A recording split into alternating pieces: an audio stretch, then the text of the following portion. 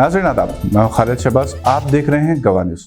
हुकूमत तेलंगाना की जानिब से प्रोफेसर कोदंडराम और जनाब आमिर अली खान के MLC नामजद किए जाने से मुतालिक सरकारी तौर पर एलामिया जारी कर दिया गया है, जिसके बाद सियासी हलकों में पेश क़यासी की जा रही है कि प्रोफेसर कोदंडराम को जहां काबीना में शामिल किया जाएगा, वहीं आमिर अली खान को मुस्लिम डिप्टी चीफ मिनिस्टर मुकर्रर किया जा सकता है, क्योंकि TRS हुकूमत ने जनाब मोहम्मद महमूद अली को रियासत का पहला मुस्लिम डिप्टी चीफ मिनिस्टर मुकर्रर किया था।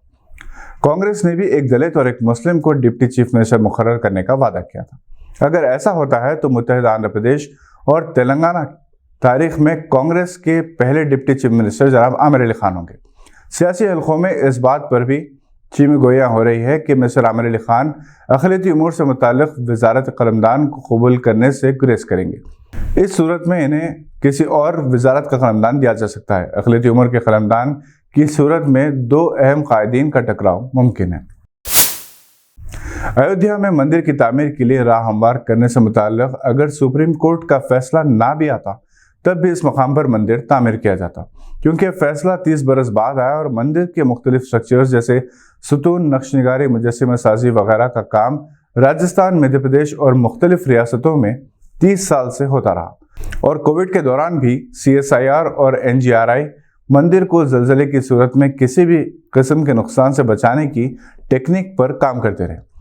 डायरेक्टर जनरल CSIR ने NGRI के अहदेदारों से रब्त कायम किया था, जबकि इस इदारे से राम जन्मभूमि तीर्थ क्षेत्रीय ट्रस्ट के जिम्मेदारों ने इस बात का जायजा लेने की दरख्वास्त की थी कि वो ऐसी टेक्निक पर गौर करे जो ज़लज़लों की सूरत में इमारतों को नुकसानात से महफूज रखती है।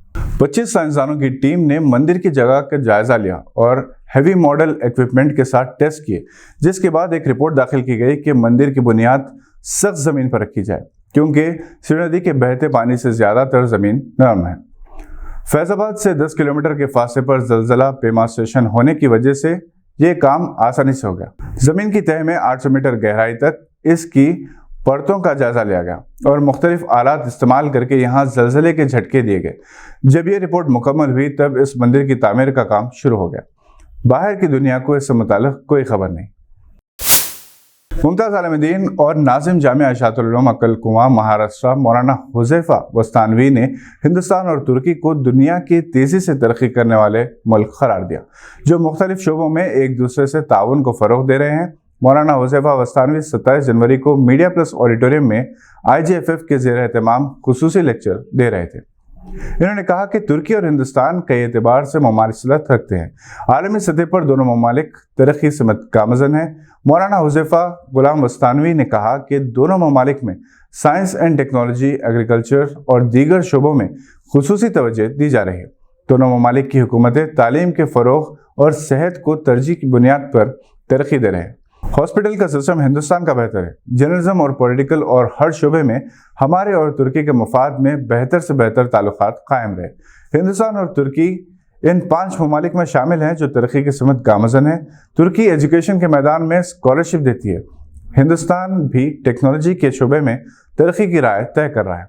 दोनों ममालिक के दरमियान ताल्लुकात हमेशा अच्छे रहे और किसी वजह से कभी कोई बिगाड़ पैदा हुई है तो फिर इसे दुरुस्त कर लिया गया, क्योंकि मौजूदा दौर में दुनिया ग्लोबल वर्ल्ड की हैसियत इख्तियार कर गई।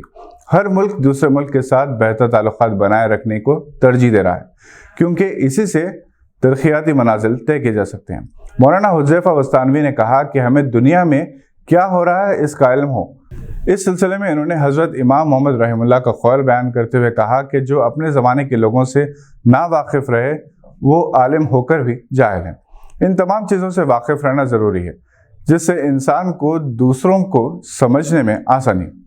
हमें कोशिश करनी चाहिए कि बेहतर से बेहतर ताल्लुकात के लिए हम क्या रोल अदा कर सकते हैं। प्रोफेसर मोहम्मद फरियाद, dean department of mass communication and journalism मानो, रियाद में मुक़ीम मुमताज़ बिजनेसमैन और डायरेक्टर दारुल आबिदीन जनाब मीर मुज़फ़्फ़र अली, डॉक्टर मोहम्मद अशरफ, सदर IJFF के से शहनशीन पर मौजूद थे। इस मौके पर IJFF की डायरी की रस्म इजरा अमल में आई। डॉक्टर मोहम्मद आसिफ अली, सदर IJFF ने खैर मकदम किया और मुख्तलिफ शख्सियात को तहनीत पेश की। इंग्लैंड ने हिंदुस्तान के खिलाफ हैदराबाद में खेले जाने वाले पहले टेस्ट की दूसरी इनिंग्स में तीसरे दिन का खेल खत्म होने तक 6 विकेट पर 316 रन बना लिए थे। इस तरह इसे 126 रन की सबकत हासिल हो गई। पोप 148 रन और रेहान अहमद 16 रन पर नॉट आउट रहे।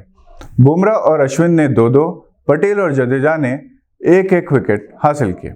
ये थी आज की चंद अहम खबरों पर नजर। अगर आप हमारे चैनल पर नए हैं तो सब्सक्राइब करते हुए बेल आइकन दबाना ना भूलें। हम फिर हाजिर होंगे मज़ीद मालूमाती खबरें लेकर। देखते रहिए कवा।